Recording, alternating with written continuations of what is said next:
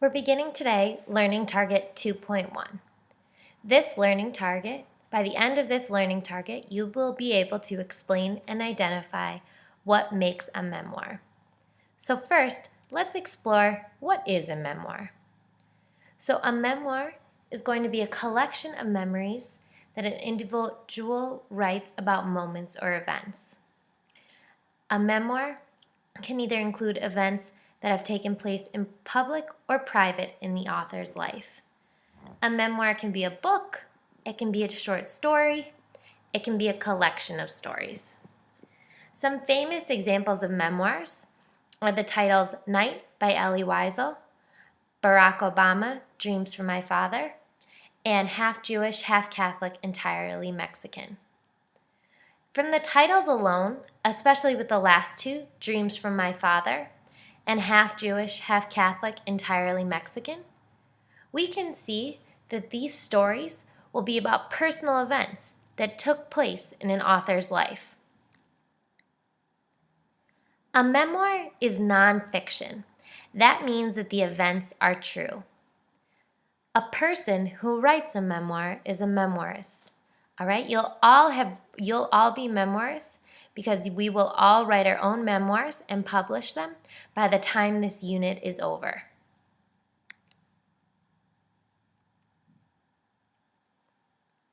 A memoir is written in first-person point of view.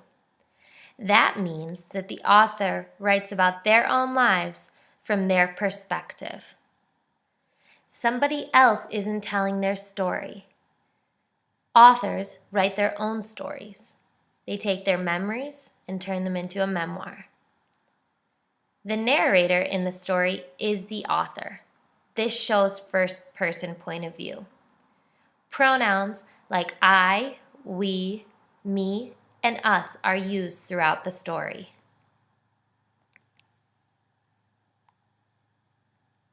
Memoir writing and time.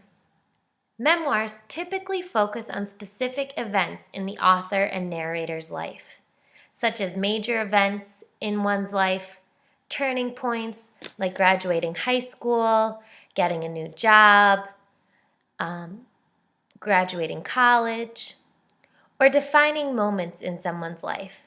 A memoir often focuses on where the author really learned something and the event made them the person who they are today.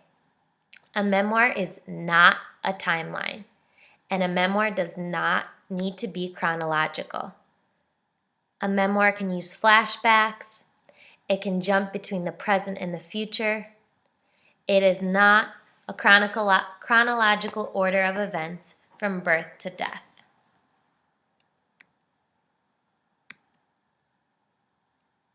An autobiography and a memoir are different.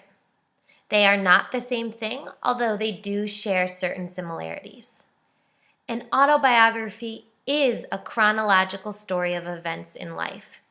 It takes you typically from the author's childhood until the present day where the author is. It shows events in a chronological order like a timeline. A memoir is different because a memoir is a collection of memories about big events. Or a memoir can just be about one story. It's more creative, flexible, and reflective than a traditional autobiography. Both memoirs and autobiographies are written from the first-person point of view. In autobiographies and in memoirs, the person writing the story is also the narrator in the story.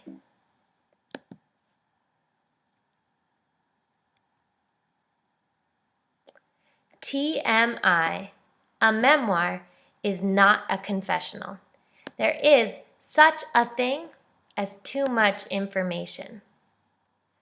An analytical author of a memoir, like you all will be, critically decides what truths to include and what truths not to include in the memoir. Always think, why do I want my audience to know this? Will it help them understand my story? Authors of memoirs just don't include every little detail. They include stories or events in their lives that changed them, that made them who they are today. When we begin to write our own memoirs, we need to be honest, thoughtful, and reflective about what we are including and why. As a class, we will share our stories with one another. We recognize that our stories gain power when we share them with others. We give power to other stories when we listen to them. Throughout this unit, we will share and collaborate on our memoirs. All right, great.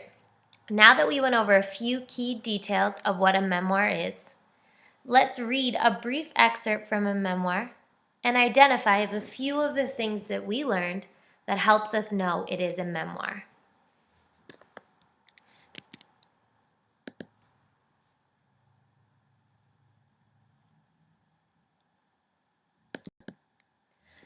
Okay, now we're going to read a short excerpt from a memoir, and in the first paragraph or two, I'm going to identify a few things that makes it a memoir. Then, you will continue to read this memoir on your own and annotate, remember from Unit 1, a few details you notice that signifies to you it is a memoir. Let's begin. I'm going to use my annotation tools here.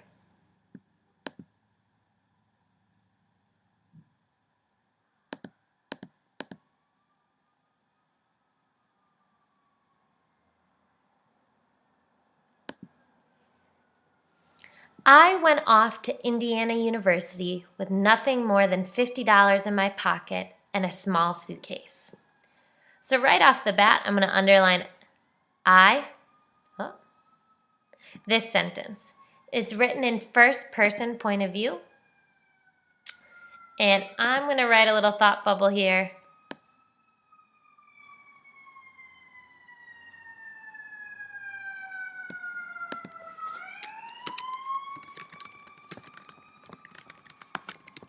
And I know that because of the word I. A friend, Councilman Hogan's son Danny, drove me to Bloomington. I gave him half my money for gas for the 2.5-hour drive. As we headed down the state, I was both excited and nervous. It was a day of firsts. I was leaving home for the first time. I was the first in my family to step into the world of higher education. And for the first time, I would be living on my own, without restrictions, without rules, without the nightly church meetings, and our cleaning work for Smiley and Sons. All right, let's stop here again, and I'm going to make a few notes. Okay, so I see this annotation isn't as easy as it is with pen and paper. I.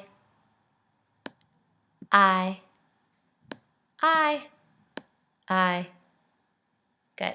So lots of examples of that first person point of view, which we talked about. Also, we notice that the author is referring to a specific point in time. So I'm going to draw a little bubble right here. Uses time and is focusing on one event in the author's life. Going to college. And one final note that lets me know it's being reflective. The author here says he was both excited and nervous. It was a day of firsts. So I'm going to underline, I'm going to choose a different color here. But this lets me know that the author's being reflective here. He's thinking back, and he's not just retelling the events that happened in its life, but he's thinking how he felt and how it was such a big deal because he was leaving home for the first time. And more importantly, he was the first in his family to go to college. So these reflections let me know that the author is thinking critically about his own story.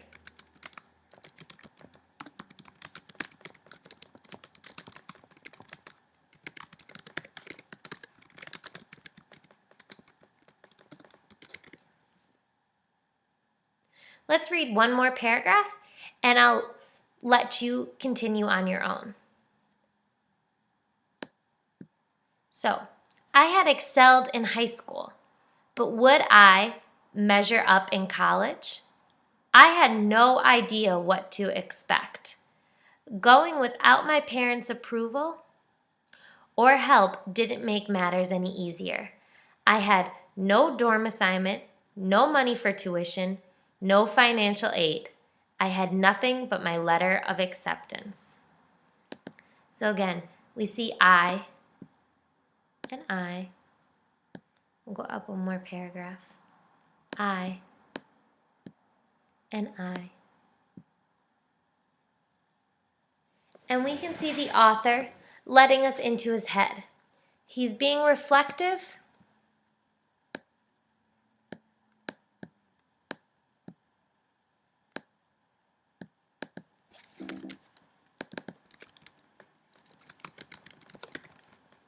and continues to focus on a specific moment in time. Continue reading on your own. There's a copy of this excerpt in the Learn on your Buzz, and there should be class copies in the analog buzz or your class bins. Be sure to mark where you see examples of first-person point of view, of the author focusing on a specific point in time, of the author being honest and reflective, and anything else you notice that you think shows this text is a memoir.